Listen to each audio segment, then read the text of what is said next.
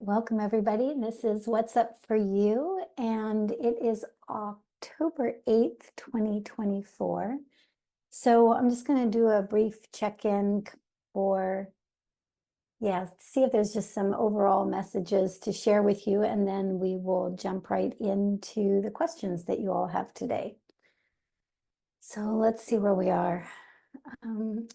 First of all, as always, coming into this group, breathing into your heart space, breathing into your bodies, giving yourself, especially once you've, offered your question, just a time to settle in, to be with yourself. It's a little fast-paced out there right now, and just coming home to you is going to be really helpful, really helpful. It's like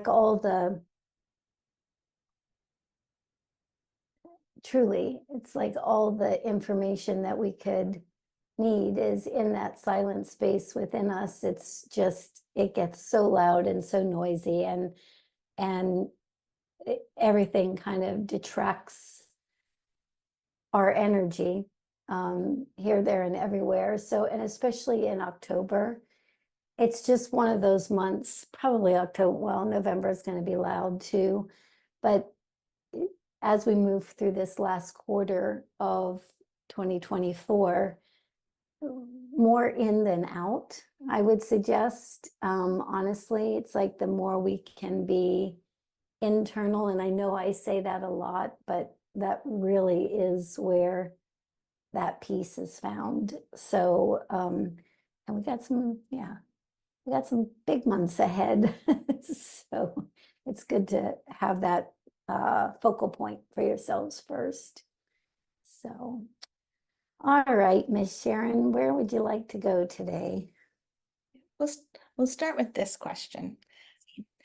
I worked with this beautiful 6-year-old Sterling, one of the beyond nonverbal kiddos, in a noisy classroom. He likes to wear his earmuffs. They are a simple plastic passive noise interference type headphone with a foam cushion, only no electronic noise canceling function. Would any of the plasma water technology things be of assistance to him? Thought of making him a little patch or ring to go on his earmuff or vest with plasma water or plasma Banting claim may be salt. And then how do actual electronic noise canceling headphones affect him and others? Okay. Let me get Sterling here and let's just ask him what he wants to do.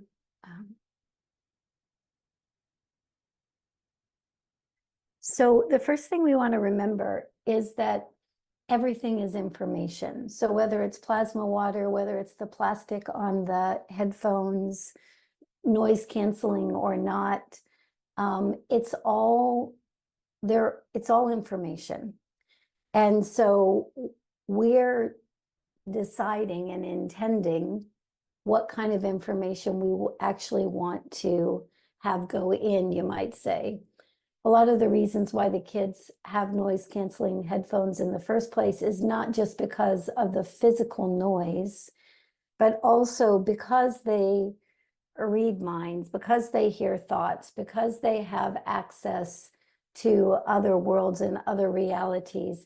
Think about it like not just canceling out noise, but canceling out different dimensions of information. Yeah.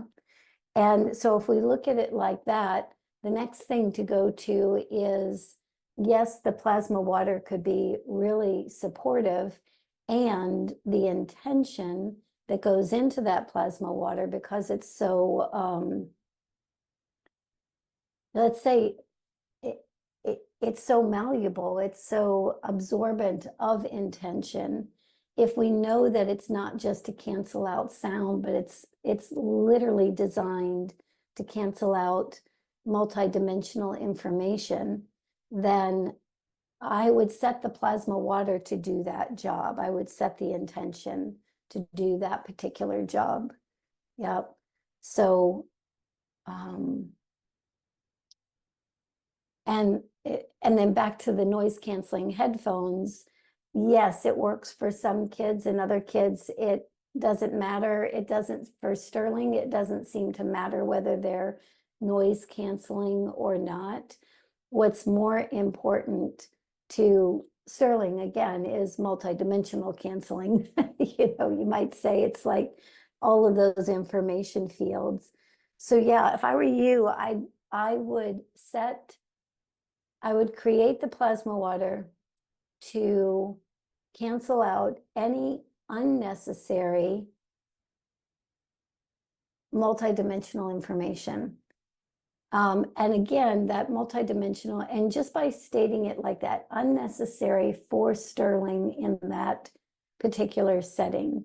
So we might think that we want to cancel out certain pieces of information, maybe so he can pay attention at school, or he can pay attention during therapy. He's going, yeah, not so much. He goes, you might be actually through the plasma water and that intention simply canceling out the noise or the information that he just doesn't need. And that might be information that's coming from the therapy setting, the classroom setting. He may be more tuned into the multidimensional information. So that's why I'm saying keep that intention general and based on what he needs in that particular setting, because we really don't know what he needs or what he wants to pay attention while he is in that setting, what he wants to pay attention to in that setting. So let me see if there's anything else.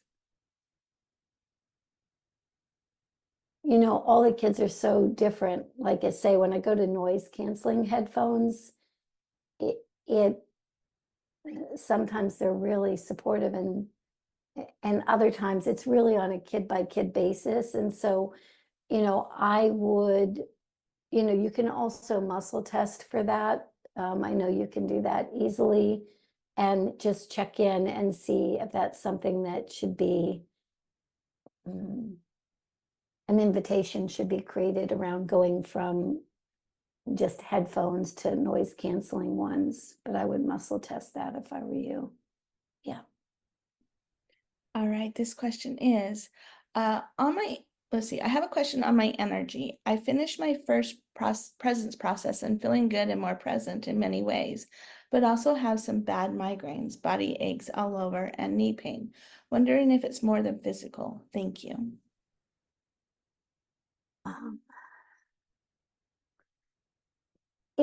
It's actually more of a, well, physical, mental, emotional, it's all vibrational, right?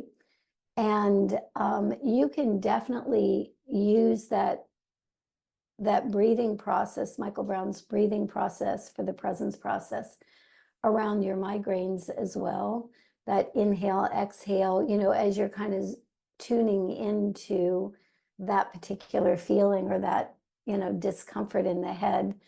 One of the things that also looks like is happening is, and I think this is happening for a lot of people, but if you're prone to headaches and migraines, it's probably that much more heightened right now.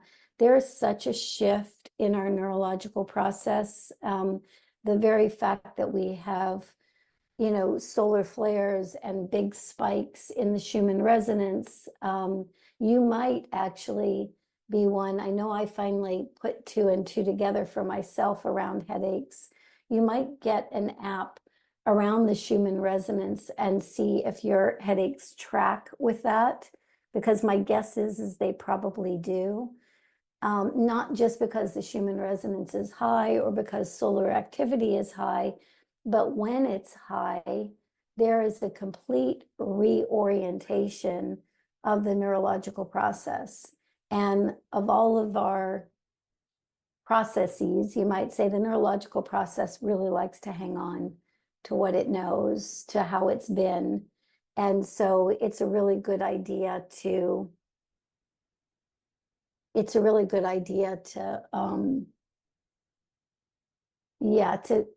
to be able to track it. Solar activity, we've got some massive ones happening this week. I mean, it's some massive energy coming in.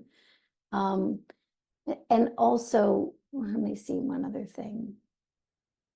Yeah, it looks like a neurological rewiring. And so if we know those things, then we can give ourselves a little bit more compassion, have a little bit more grace in the process. Migraines hurt like crazy and completely consume, your whole focus when they're happening, but that's purposeful. They're they are asking for your attention. They're asking for your attention towards your neurology and asking you to just have some compassion for the fact that there's some pretty big shifts and changes happening there. Yeah. Yeah. It's almost like so I'll say this too, like something wants to come through. It's like something wants to land within you that hasn't been able to land before. And so yes, checking these different things to see if it's correlating, but then going right to love, compassion, and understanding for that discomfort. Because the more you have that, the more this other piece of information that's trying to get in will land. Yeah. Yeah. It's almost like something's knocking, going, let me in, let me in. Yeah. All right. All right, this question is, I get electric shocks through my pelvis, finding it hard to sit still on and off for 8 hours, and it's getting heightened. So again, there's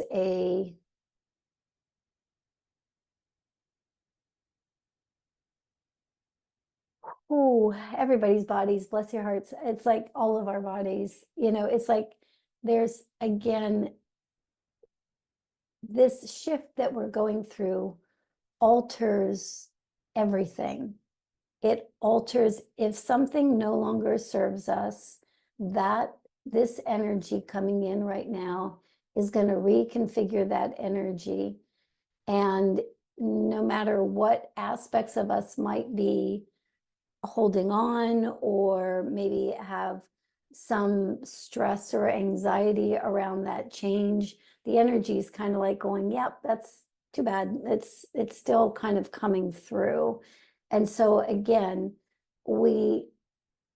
our minds aren't going to win that battle. Our minds aren't going to be able to figure out even what's completely trying to move, because there's just so much energy altering every facet of our being. In this case, that pelvic girdle, it holds, that whole pelvic girdle holds stability. It holds safety and well-being in the physical world. And if we haven't always had safety or well-being in the physical world, then when all that energy tries to blow through that pelvic floor, that pelvic girdle, it's like the pelvis kind of, it kind of grabs on, you might say. And there's no blame or shame because it grabs on. We just want to back it off a little bit. So, yeah, so hands on that part of your body, hands in that kind of hip area, literally offering your hands as healing hands so that you're sending intention and information into that part of your body. You're sending in, it's like instead of like, oh gosh, my hips hurt again, or my pelvic girdle hurts again. Wow, almost personifying it, pelvic girdle, you're in pain. It's like, let me offer you some love, compassion, and understanding. Let me put my hands on you. Let me hold you for a minute. It's the more that is, that whole part of your body is nurtured and loved and supported, the more it's going to feel comfortable kind of letting whatever wants to flush out, so that the new information can come in. Again, there's like this new level of stability trying to happen for you. And if you've never had that, or you haven't had that to the degree that felt really supportive to you, it's new, right? So Yeah, I would go at it from that angle. A lot of people right now too, mine as well, like sciatica, root chakra kind of stuff, one hip or the other, that whole pelvic girdle. Again, when everything is changing, it's going to heighten our reactivity to that change. And it's not mental reactivity, it's literally the body keeps the score. So the body is going, oh, wait a minute, something's changing. I'm feeling it. I'm noticing it. I haven't really felt safe before, so I'm probably not going to feel safe when something's changing and I don't even know what that's about.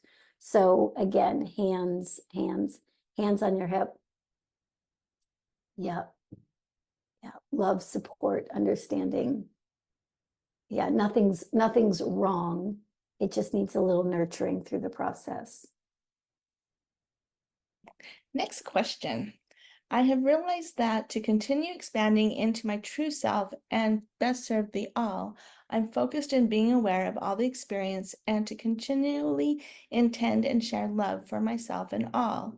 I find myself feeling incredibly motivated to expand, but at the same time ask for grace, ease, and joy. I feel like almost a presence of impatience for expanding more quickly. What do you see in this question? Yeah, I mean, I get it. It's like one of the things that is taking place in this energetic climate is a movement from that more masculine kind of action, shoot the arrow, follow the arrow, like that more masculine kind of energetic flow to a more intuitive or feminine energetic flow. And I think that that's exactly what's happening here. We've all been conditioned to one degree or another to be in that masculine energy. It's been the predominant energy for quite some time. We learn it in our schools. We definitely learn it in any kind of higher education. It's, where are we getting to and how fast can we get there is just a very common human imprint, especially in the US, any westernized country really. And so, but the thing that's trying to flip right now is again these moments of introspection, of reflection, of moving with what feels right instead of what we think is right. And I think that this is a great opportunity for you to do just that. It's like, to me, it looks like your whole energetic field is calling for a return to, again, you're already doing this, a return to that which is loving and kind and patient and supportive. And how does that feel in your body versus I got to get it done, I got to make it happen? Um, it's so amazing how powerful it is to be aligned with divine timing. Yeah. Sharon and I've watched this for, for ages, where it's like the energy's not quite aligned. And I'm like, yeah, no, I just want to make it happen. Let's just keep going. And, we can put all that effort into it and then it just doesn't go, it doesn't flow. So that check-in point for you is very available and very important right now. It's like you're attempting or are aligning with that divine energy. And it's almost like when it says jump, then it's time to jump, and really not a moment before that. So I think it's more about that than anything that you feel like that the mental mind might feel like it has to do. Yeah. Yeah. I hope that's helpful. Yeah. Just sitting back, listening. feeling? When does the universe want to go? And then you're aligned with that and you go. All right. Let's see. I have a 2.5-year-old, and would you please check in with him to see if there's anything he needs or would like to tell me?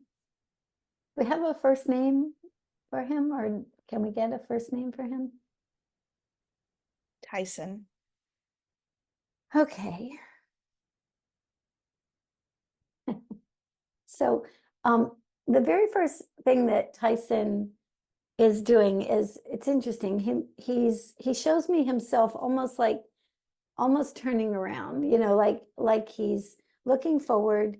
And as soon as I go to him, his head turns and he starts like looking to his back, almost gives me the image of almost like a puppy chasing its tail or something like that. It's playful, it's curious, it's interested, that kind of, and by it, I don't mean Tyson, I mean the energy and the way that that's moving is playful and all that. And the other thing is it's he's rotating to his left. It very much looks like he's looking for something that he brought in.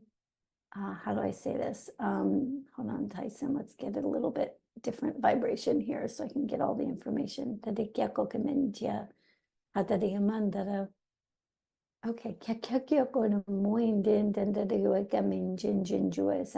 This will sound however it sounds, but it's like he's looking for something that he knows intuitively, but he's not seeing it in the physical environment. It's almost like he's new here, and there's some information that he brought with him that is intuitive in nature, and it's almost like he's expecting it to be in the physical environment, or there to be a reminder of it in the physical environment. So he's kind of like looking around like, where is it? Like almost, where did I put it? Did I lose it? Or is it coming back? Did it it's almost like, did it make it into this incarnation with me, is the way he's saying it. So what do we do about that? Like, what is there something that, some way in which we need to help to find that information so that you know that you've got access to it? Is there, yeah, what can your parents do, or what can we do here to facilitate that, whatever you're looking for, whatever's lost or you feels lost?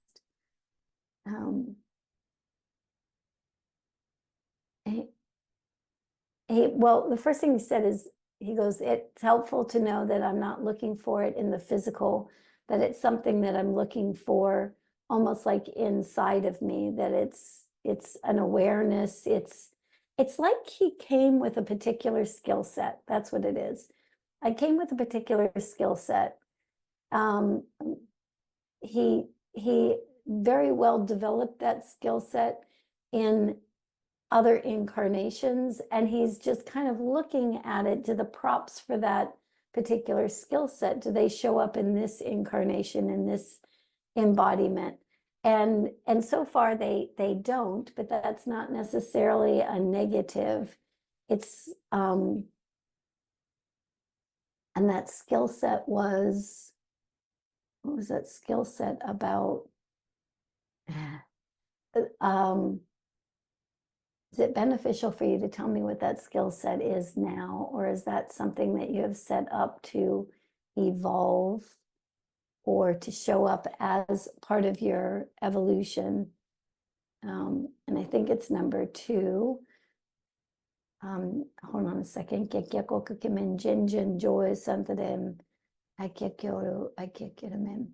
This is where, again, it's going to reveal itself. And he's saying that that energy is going to reveal itself. He's not trying to hide it from anybody, or not give us that information. What he's saying is, the way it's set up, it's part of the unveiling of that skill set that has everybody around him. When that skill set is unveiled, when it shows up in a moment where maybe we're seeing a lack of capacity instead of capacity, or maybe we're thinking, oh, he's just 2 or 3 or 4 or 5. He's not, we're seeing him through a different lens. And then all of a sudden it's like this skill set, you might say, goes live. The light switch goes on, it gets turned on. And the way the soul has set this up is when it goes live, the timing of it going live, once it does, there will never be a question again that there is capacity and competence and gift that follows us from lifetime to lifetime. And he kind of chose his parents for a very specific reason. That reason, you might say, it's like open to and interested in, awake to these potential capacities. And I think you have sometime between like 3 and 4. He's saying, I mean, you're not waiting a whole lifetime for this capacity to show up. It's like he's 3 or 4 years old and he's going, ta-da, look what I can do, or look what I know that you didn't think I knew. But it kind of has a broader purpose to the way it unfolds in this case. So I hope that's helpful. I know we want to know the answer yesterday, but he's got it all laid out. It will happen. Yeah.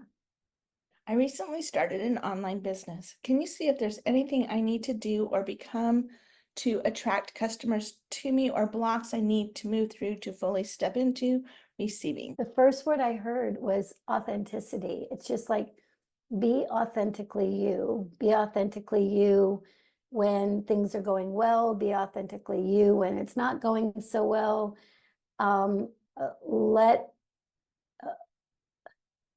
Let people in on your journey. Let them in on your, I know it's vulnerabilities, and I know that based on whatever this business might be and the ways in which you're attempting to support others through that process, it might be a little bit counterintuitive to show a vulnerability, but there's something about your capacity to be authentically you that does 2 things. One, it makes people feel really comfortable engaging in this business. And 2, it allows you to know that you're valued for you, not for what you do. You being you is the key ingredient, is what I keep hearing. So that level of authenticity serves 2 purposes. It's a great invitation to people, and it's also a great reminder to you that you're loved, appreciated, worthy just because you are you, not because of what you, quote unquote, do in the world. Yeah. Yeah. I have a sliding vertebrae in the lower back now, keeping me busy for some time.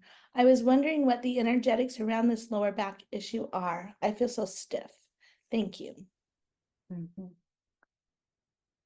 Yeah, well, I mean, let's start there. So I feel so stiff, listening to the words that we use to describe, especially physical scenarios, will very often let us know the kind of energy that's attempting to break up, so, and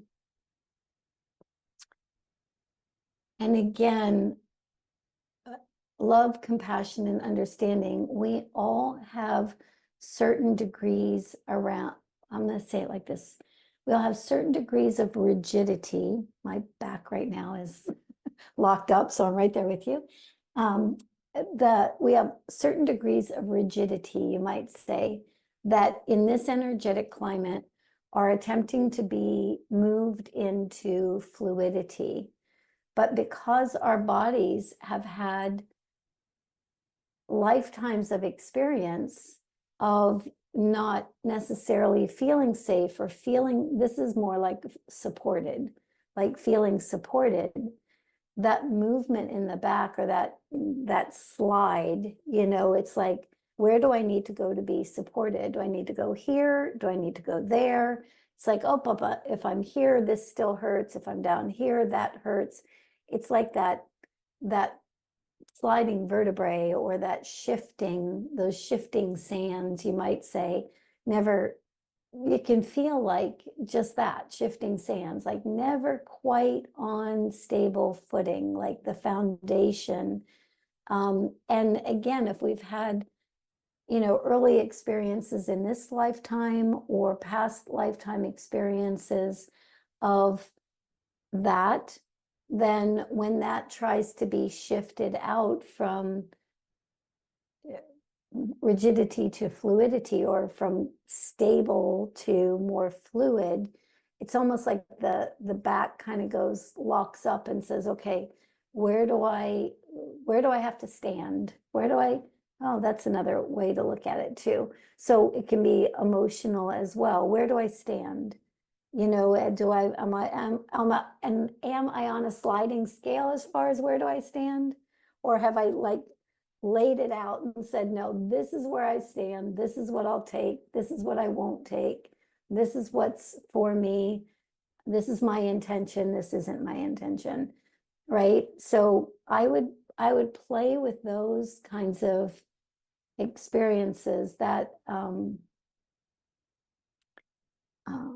let me see here. Yeah, where do I stand? Where do I stand? And am I allowed to stand where I stand? Yeah, it's like, and by allowed, I mean, you know, nobody else gives us permission to stand where we stand, but it's almost like there is a little bit of that energy too. It's like, am I allowed to take a stand? And if I do, what are the ramifications of that? And if I do, where's my stability? So all of those, I know it's a sliding disc, and I know that that's a very physical experience, and I would absolutely look at that through that physical lens, you know, have that be supported at that physical lens level. But I would also look at some of those questions that were posed, because it feels like there's a lot of that kind of energy wrapped up in the complete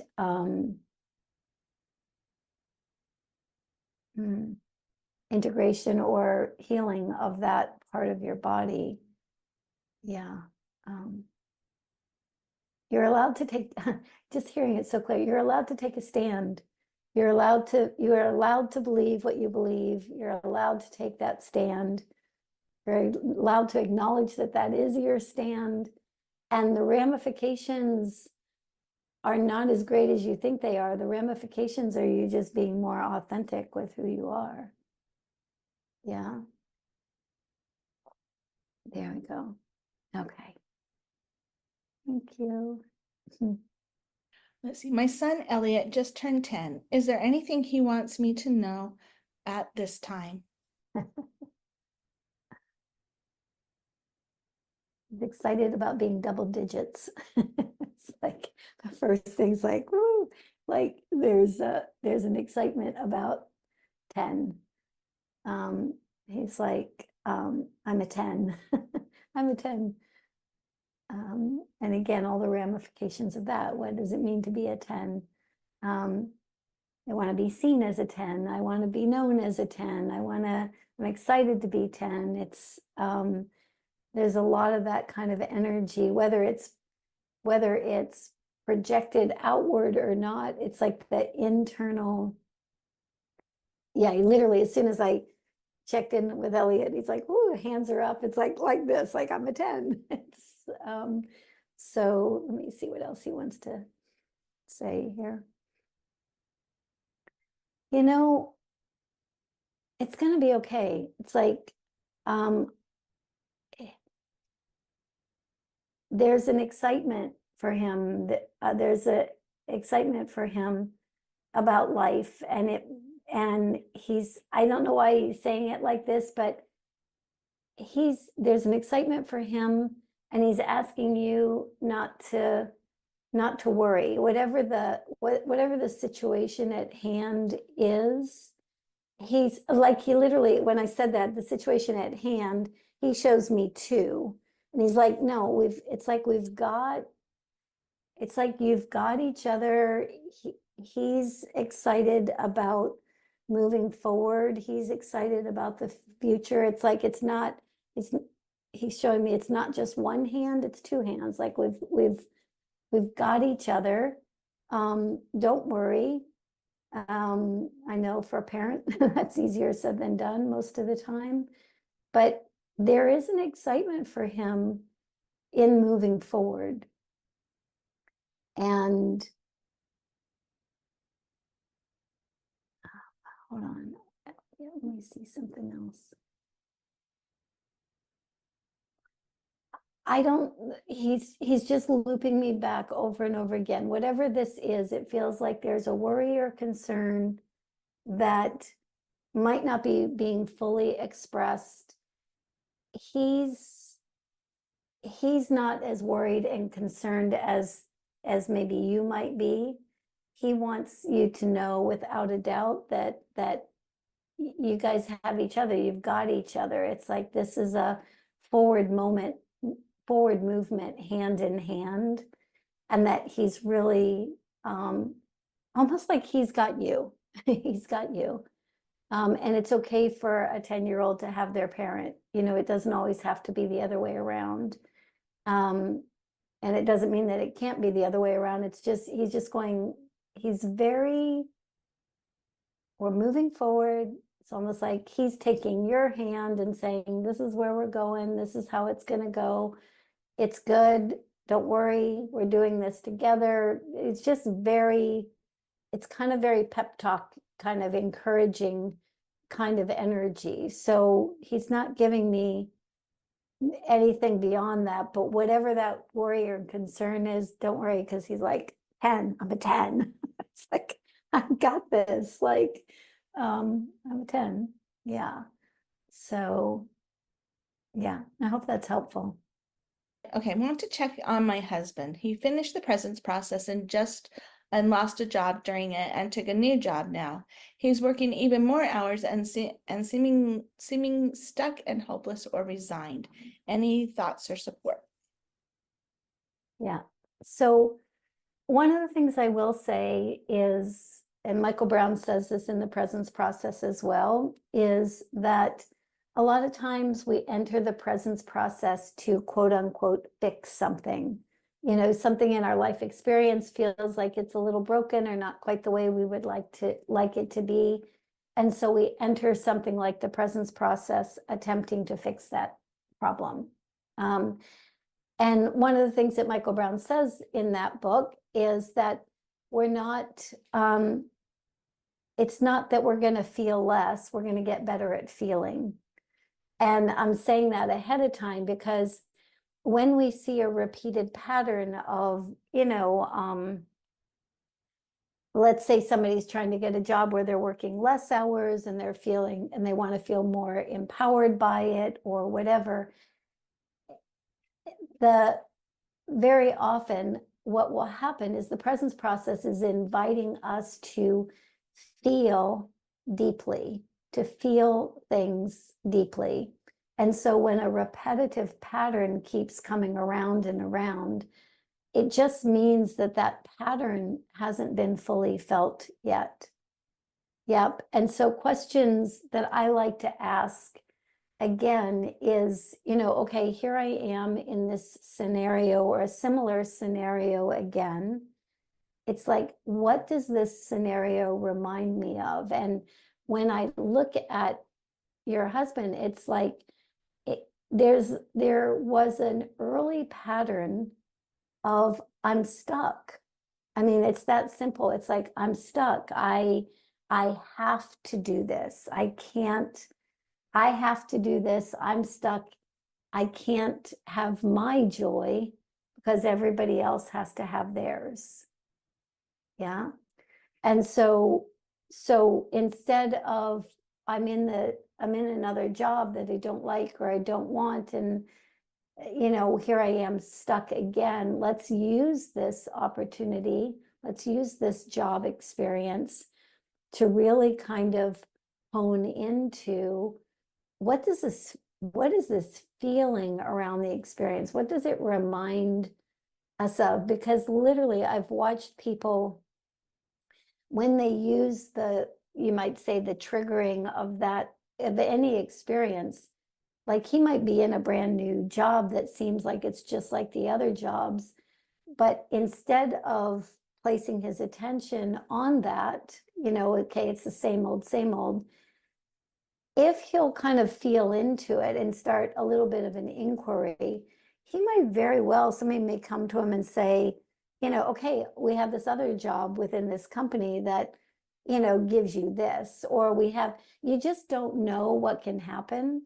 But what we do know is that nothing will happen. The pattern doesn't change unless the pattern is met with some degree of love, compassion, and understanding. Love, compassion, and understanding can be as simple as, oh, there's that feeling again. I hate this position. I hate this job. I don't like where I am. Inhale, exhale, inhale, exhale. I am here now in this. So we're not running from that energy. We're getting better at feeling into that energy. Yeah. The other thing that I was just reading the presence process again the other day, it's like, I don't think I've read one book as many times as I've read that one from cover to cover. And my notes in the book, because I'm notorious for writing in the margins of books, and the notes just make me smile because sometimes, you look at the date and you look at the note and go, oh my gosh, that really did move. It's like that really did shift. But one of the places that I opened it to just randomly the other day was he was talking about complaining and comparison. And he said, and if we take the vantage point that there is no out there, there's all kinds of setups so that each human being on this planet moves through the imprinting that they've received.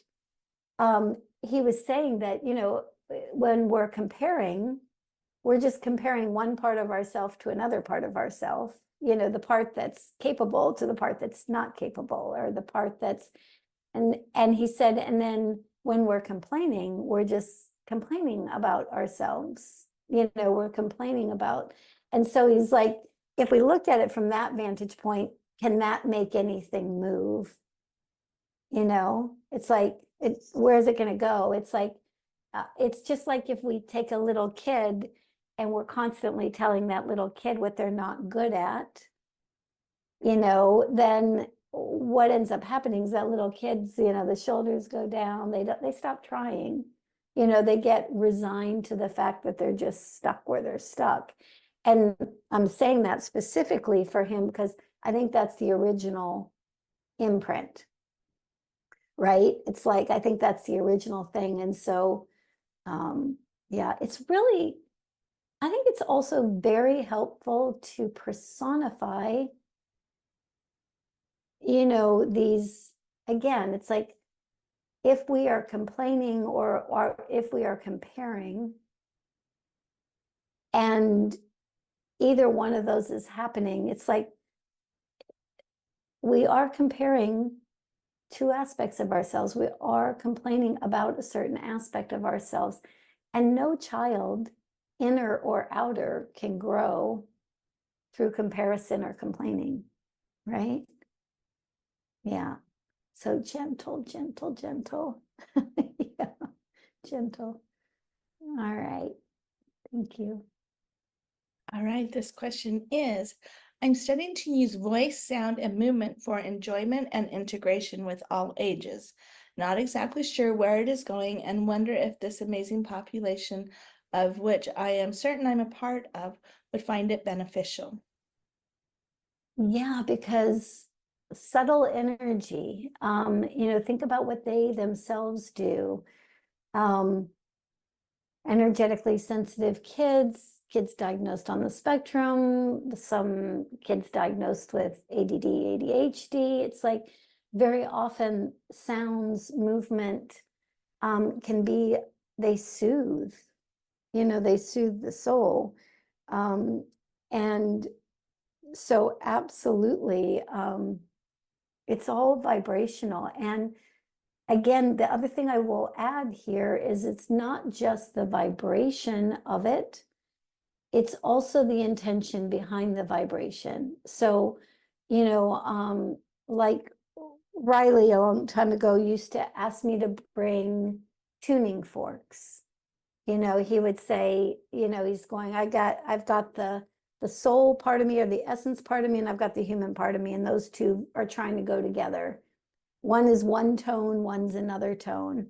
Can you find the two that can harmonize together? And then that vibrational field actually kind of teaches the body how to harmonize the essence and the physicality. And so he would go, not that one, not that one, or he would let me know, no, no, no. And then we'd hit one, he'd go, yeah, that's the essence one, that's the soul. Okay, do the same thing again. Okay, that's the body one. And then we would literally just do them together. That was great, and it was very helpful to his integration process, you might say.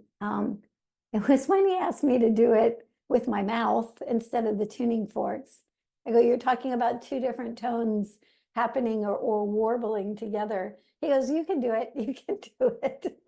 So I ultimately could do that, but what was funny is I just remember when he first said it, I was like, yeah, no, that human mouths can't do that. So, but anyway, they can.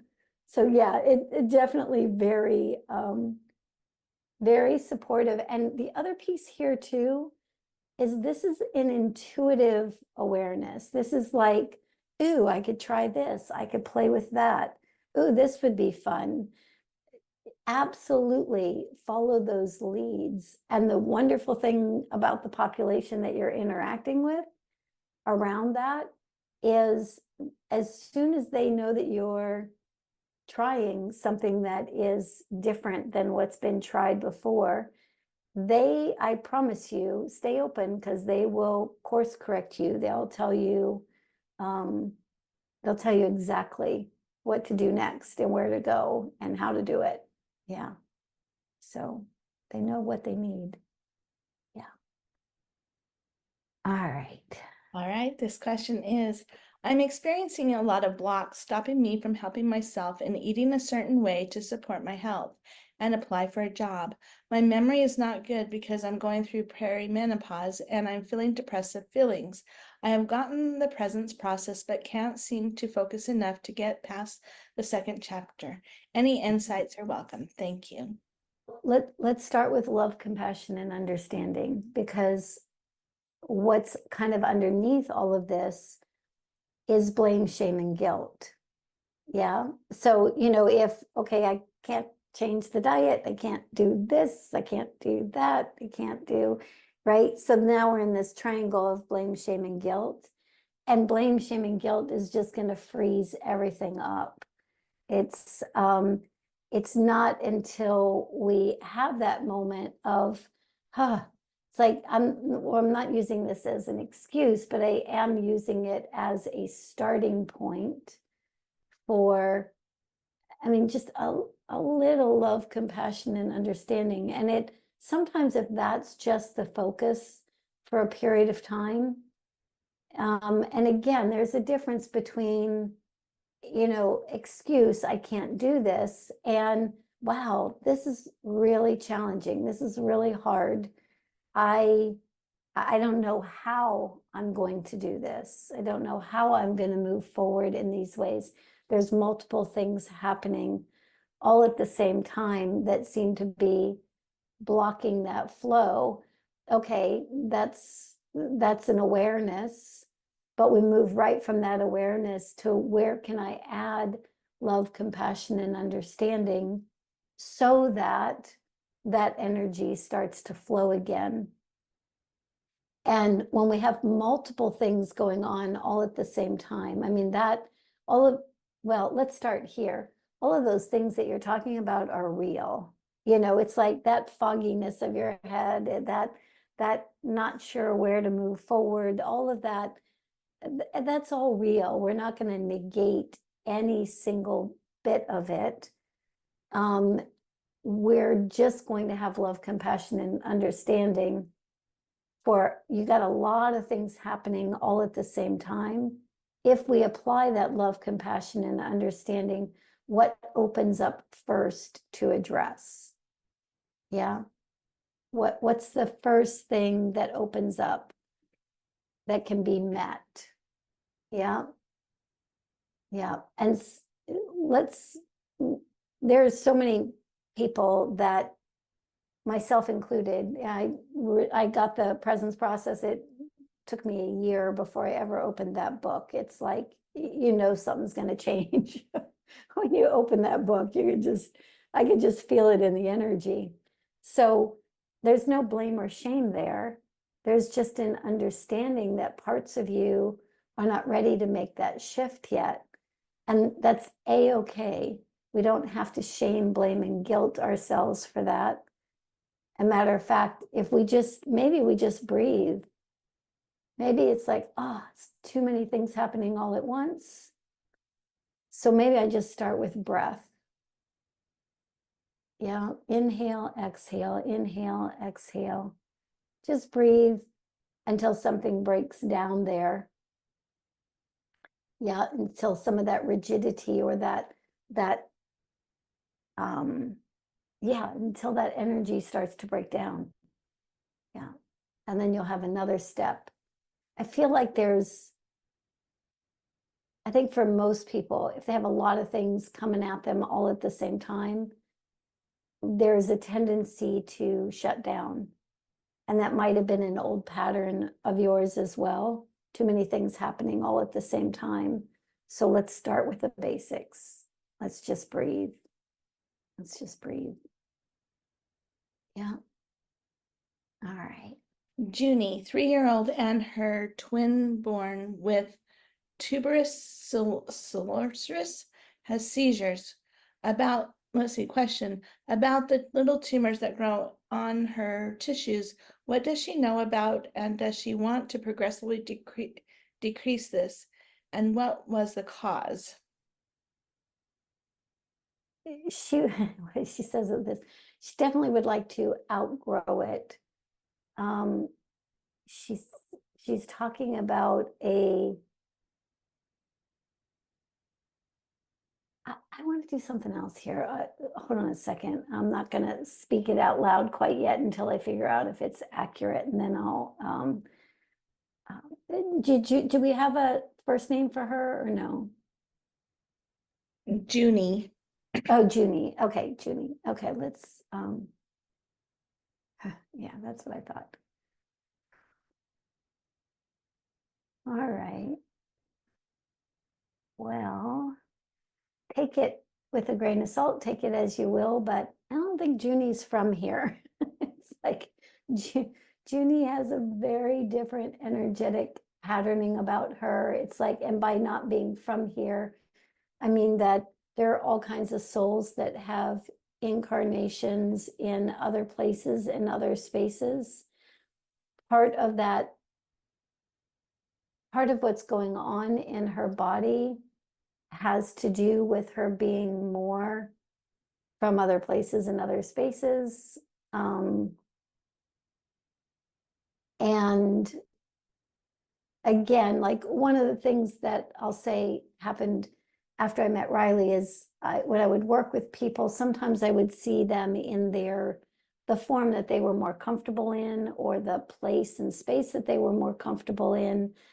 Not always an earth incarnation. That's what I'm seeing for Junie. And yes, she would like to outgrow this in this earthly incarnation. And yes, the outgrowing of that, you might say, doesn't have as much to do with things that you might think they do. Yeah, I'm just gonna ask her if there's anything that I can do to support here. Yeah, so, okay, so I don't mean to be incognito here, but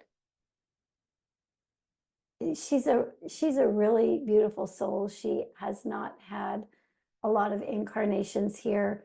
Part of the reason that she came as a twin, you might say, is because then she would have the opportunity, you might say, to have more of an interface with the human experience.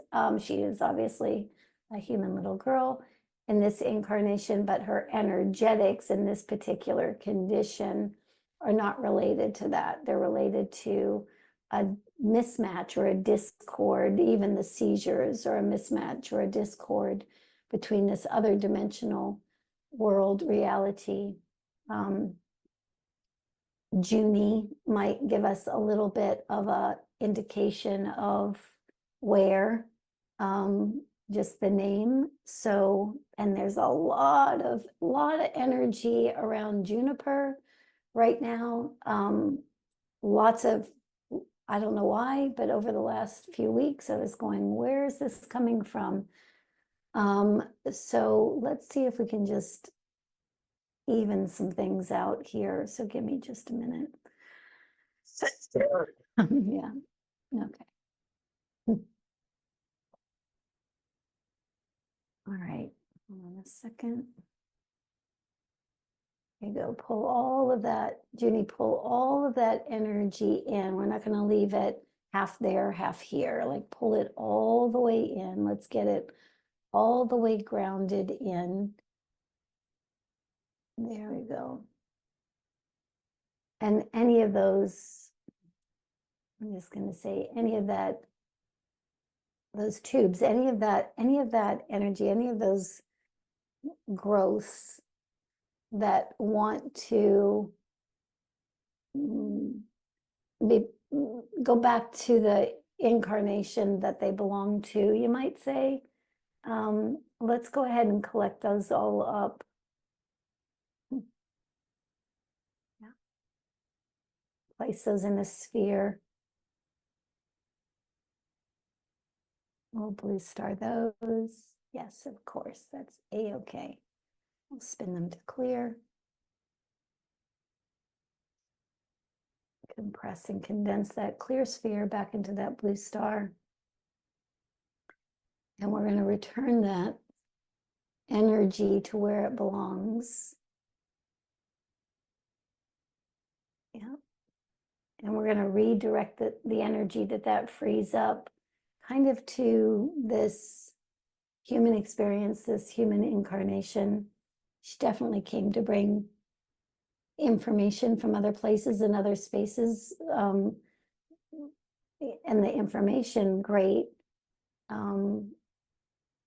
There was just a little bit of, I don't know how to even, information that came with her that didn't necessarily need to, let's say it like that. Okay, so anything else, Junie? Is there anything else we can help with, or anything else that can kind of mitigate? Yep, put all your attention in your body. There you go. There you go. Okay. Let's just bye-bye to the other pieces. Yep. All right. You good? Yeah. Okay. Okay.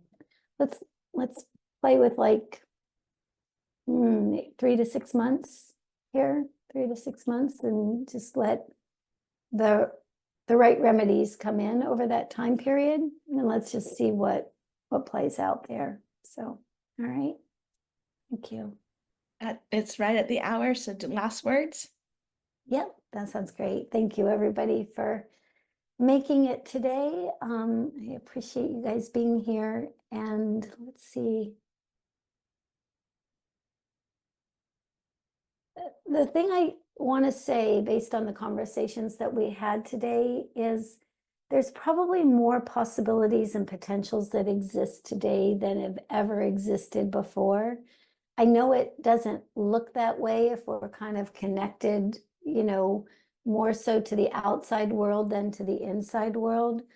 But there really are, there's so many opportunities that are really pretty magnificent, pretty beautiful out in the world. And so, and the way that we get to that is by being completely present, completely authentic, available to what's showing up in the moment. Just because what's showing up in the moment is challenging or difficult doesn't mean that we also don't have access to all these beautiful new creations.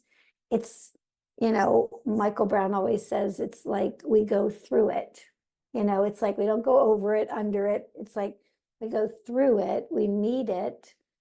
And when we meet whatever is there, that creates a dissolving of that energy. And once that energy is dissolved, very often what's standing right in front of us is the potentials and possibilities. Yeah. So, yeah, gonna just authentically let ourselves be where we are. Yeah. And dissolve whatever is in the way by doing so, fully feeling, fully being present too. And then something else is right there, right there. All right. Lots of love, everybody. Have a great one, and I'll see you next month. Bye.